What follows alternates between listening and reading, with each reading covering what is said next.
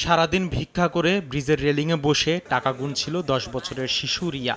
এক পর্যায়ে পেছনে ঝুঁকতেই পড়ে যায় লেকের পানিতে। রোববার সন্ধ্যায় ঘটনাটি ঘটে মহাখালীর টিবি গেট এলাকায়। রিয়ার সঙ্গে থাকা আরেক শিশু ফাতিমার চিৎকার শুনে স্থানীয় দুই যুবক পানিতে নামলেও তার খোঁজ পাওয়া যায়নি। আন্দারে তো দেখে না, হেলাগে এইভাবে করতে করতে তারপরে কি করছে, ঠাস কইরা কইরা যাইয়া তারপরে নাকে বাড়ি খেয়েছে। রানিং নৌকার নগদ লইছি লই ফার্স্টে পর সবার প্রথম হয় আমি নামছি নগদেই, নামার পর অনেকক্ষণ খোঁজাখুঁজি করলাম। পরে রাত 8টায় উদ্ধার অভিযানের নামে ফায়ার সার্ভিসের ডুবুরি দল। প্রায় 2.5 ঘন্টার খোঁজাখুঁজির পরও মেলেনি শিশুটি। রাত্রের বেলা তো এখানে অনেক ময়লার পানি এবং কাজ ভাঙ্গা বিভিন্ন ধরনের ডুবুরি হাতটা অনেকেরই আহত হয়েছে। আমাদের ডুবুরির অনেকে পাও ছিলে গেছে গিয়া, হাত নষ্ট হয়ে গেছে গিয়া, শরীর চুলকায় এবং কাজ অনেক। আর রাত্রের বেলা এখানে খুব একটা রিস্ক এখানে করা, এই জন্য আমরা সকাল দিনের বেলা আসবো। মায়ের মৃত্যুর পর রিয়া ছিল পরিবারের একমাত্র উপার্জনক্ষম সদস্য।